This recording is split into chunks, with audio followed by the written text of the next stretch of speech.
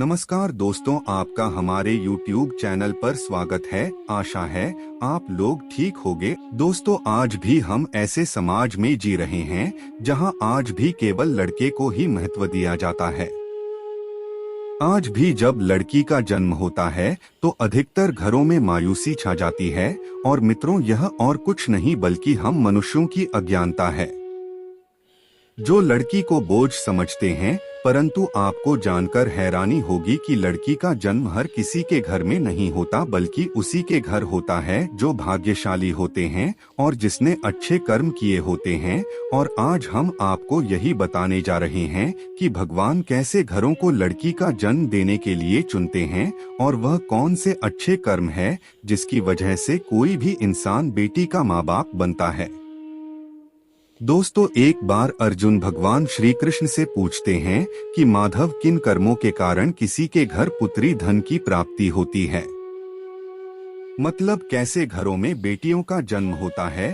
तब श्री कृष्ण अर्जुन से कहते हैं, जो भी स्त्री या पुरुष अपने पिछले जन्म में पुण्य कार्य अर्जित किए होते हैं, उन्हें ही एक बेटी के माता पिता होने का सौभाग्य प्राप्त होता है। बेटियों को जन्म के लिए उन्हीं घरों को चुना जाता है जो बेटियों का भार सहन कर सके, क्योंकि तीनों लोकों में स्त्री ही ऐसी होती है जिसका भार हर कोई सहन नहीं कर सकता। वह बेटियां ही होती हैं जो इस सृष्टि को निरंतर चलाएं, मान होने के लिए अपना सर्वस्व निछावर कर देती हैं। हे अर्जुन, पर जिस दिन इस सृष्टि में बेटियों का जन्म लेना रुक जाएगा, उस दिन सृष्टि का अंत हो जाएगा। मित्रों, भगवान श्री कृष्ण की ये बात बिल्कुल सही है, क्योंकि अगर बेटियां नहीं होंगी तो किसी का भी वंश आगे नहीं बढ़ सकता। दोस्तों, आपने भी कई लोगों को कहते सुना होगा कि जिस घर में बेटी का जन्म होता है वह घर स्वर्ग के समान होता है, क्योंकि बेटा तो केवल एक कुल को रोशन करता है, बेटियां तो दो कुलों को रोशन करती है।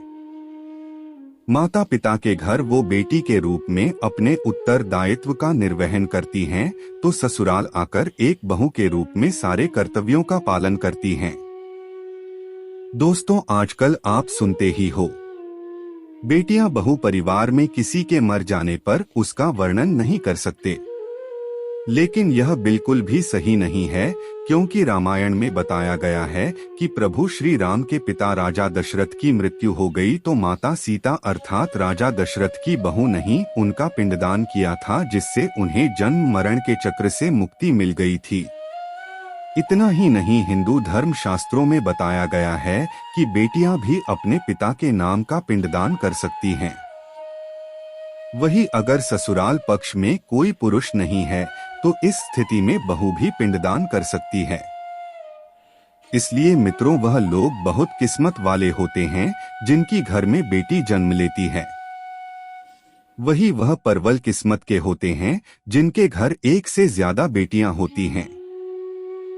शायद यही कारण है कि बेटियों को लक्ष्मी कहा गया है। दोस्तों, बहुत से लोगों की सोच यही होती है, बेटी है तो बिना समय गवाएं और इस पर पढ़ाई में पैसे लगाएं, जल्द से जल्द शादी कर दो। लेकिन यह सोच एक बेटी के भविष्य को बर्बाद कर देती है। जरा सोचिए, एक बच्ची के मन में कितने सपने होते हैं, उसे कुछ करना है लेकिन यह सपने सिर्फ सपने ही रह जाते हैं। इसलिए अपनी बेटियों को सपने पूरे करने देना चाहिए, उन्हें जीवन में हर वह खुशी दे जो उन्हें मिलनी चाहिए। एक बेटे से ज्यादा एक बेटी हमेशा अपने माता पिता के लिए सोचती है। माता पिता को प्यार और अपनापन बेटी ही दिखा सकती है। बेटी के जन्म को एक जश्न की तरह मनाना चाहिए। माता पिता को बेटी को हमेशा एहसास दिलाना चाहिए कितने खास है बेटी है। एक कथा के अनुसार दो मित्र लंबे समय के बाद एक दूसरे से मिले। एक दोस्त ने दूसरे से उसका हाल पूछा तो जवाब में उसने कहा कि मेरे हाल तो एकदम बढ़िया है, और हो भी क्यों ना मेरे दो बेटे जो है। तभी वह अपने दोस्त से पूछता कि तेरे घर में कितने बच्चे हैं। दोस्त खुशी के साथ बताता है कि मेरे घर में दो बेटियां हैं। उसका दोस्त भगवान का शुक्रिया अदा करता हुआ कहता है कि मैं धन्य हूँ, मेरे घर बेटियां नहीं। यह सुनकर पिता की आंखों में आंसू आ गए। तभी उसकी बेटी पिता के मित्र से कहती है कि अंकल, भगवान हमेशा भाग्यवान को ही बेटी देते हैं, कभी गरीब को बेटी के रूप में माता लक्ष्मी नहीं देते। भगवान उसी को पुत्री का सुख देते हैं जिसके अंदर पालने की सामर्थ्यता होती है, जो गरीब होकर भी अपनी बेटी को पाल सकता है। अब सोचने वाली बात है कि कौन से कर्म के बाद आप किसी के घर लड़की के रूप में जन्म लेते हैं और उनके घर के लिए लक्ष्मी का रूप साबित होते हैं।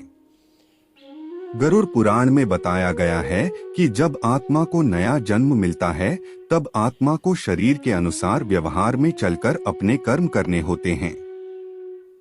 शरीर के जरिए कर्म करके की एक आत्मा अपने जन्म के उद्देश्य को सार्थक भी बना सकती है और निरर्थक भी यदि कोई पुरुष महिलाओं का आचरण करता है।